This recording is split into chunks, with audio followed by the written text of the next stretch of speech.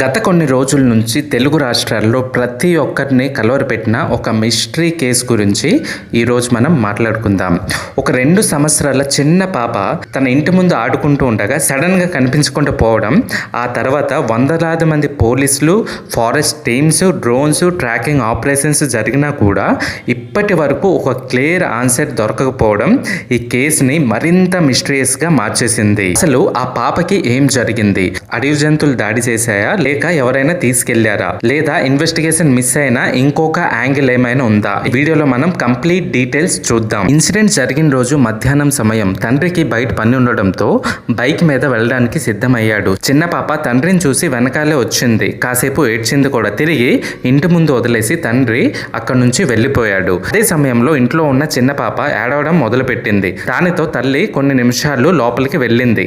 అంటే ఈ పాప కాదు, లోపల ఇంకో చిన్న పాప ఉంది. ఆ పాప ఏడవడంతో లోపలికి వెళ్ళింది. బయట పెద్ద పాప తన టాయ్ సైకిల్ తో ఆడుకుంటుంది. పప్పి కూడా, అంటే వాళ్ళు పెంచుకున్న కుక్క పిల్ల కూడా తన పక్కనే ఉంది. కానీ కొన్ని నిమిషాల గ్యాప్ లోనే ఈ మిస్టరీ అన్నది జరిగింది. తల్లి తిరిగి బయటకు వచ్చేసరికి పాప కనిపించడం లేదు. ఆ పాప ఆడుకున్న టాయ్ సైకిల్ అక్కడే ఉంది, కానీ పాప మాత్రం లేదు. అలాగే ఆ పప్పి కూడా లేదు. మొదట్లో చుట్టుపక్కన సెర్చ్ చేశారు. పామాయిల్ తోటలు, కొండదారులు, అలాగే ఫెన్సెస్ దగ్గర అన్ని చెక్ చేశారు, కానీ ఎలాంటి రిజల్ట్స్ లేదు. పాప కనిపించడం లేదు. విషయం అన్నది పోలీసుల దగ్గర వరకు వెళ్ళగా సెర్చ్ ఆపరేషన్స్ అన్నది స్టార్ట్ అయింది. రోజులు గడుస్తున్నాయి, కానీ పాప జాడ మాత్రం దొరకలేదు.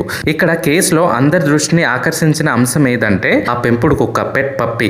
ఇన్సిడెంట్ జరిగిన కొన్ని రోజుల తర్వాత ఆ పప్పి సడన్ గా ఇంటికి తిరిగి వచ్చింది, కానీ దాని శరీరంలో కొన్ని గాయాలు అయితే కనిపించాయని చెబుతున్నారు. ఆ పెంపుడు కుక్క నార్మల్ గా బిహేవ్ చేయకుండా ఇంటి వాళ్ళని ఎక్కడికో తీసుకువెళ్ళాలి అని ప్రయత్నం అయితే చేసినట్లు కొన్ని రిపోర్ట్స్ అయితే వచ్చాయి. కానీ క్రౌడ్ ఎక్కువగా ఉండడం వల్ల ఆ ప్రయత్నం సక్సెస్ఫుల్ కాలేదు. పోలీసులు ఆ పప్పిని క్లూగా వాడుకోవాలని ప్రయత్నించారు. ట్రాకింగ్ డివైసెస్ యూజ్ చేసి దాని మూవ్మెంట్స్ ని అబ్జర్వ్ చేయడానికి ప్రయత్నం అయితే చేశారు. అలాగే డ్రోన్స్, థర్మల్ కెమెరాస్, ఫారెస్ట్ కి సంబంధించిన స్పెషలిస్ట్ డాగ్స్, క్యాట్స్ అందరూ కలిసి సెర్చ్ ఆపరేషన్స్ అయితే కంటిన్యూ చేశారు. కానీ అక్కడ కూడా ఒక ప్రాబ్లం వచ్చింది. ఇంత పెద్ద ఆపరేషన్ జరిగినా కూడా పాపకు సంబంధించిన, పాప వేసుకున్న బట్ట ముక్క గానీ, చెప్పులు గానీ ఎటువంటి ఎవిడెన్స్ కూడా దొరకలేదు. అదే పోలీసులకి మరింత కన్ఫ్యూజన్ లో పడేసింది. ఇప్పుడు ఇన్వెస్టిగేషన్ లో డిస్కస్ అవుతున్న ముఖ్యమైన థియరీస్ గురించి మనం ఇప్పుడు మాట్లాడుకుందాం. థియరీ నెంబర్ 1, యాక్సిడెంట్ లేదా అడవి జంతువుల అటాక్. థియరీ నెంబర్ 2, పాపని ఎవరైనా బలి ఇవ్వడానికి ఎవరైనా కిడ్నాప్ చేశారా అని.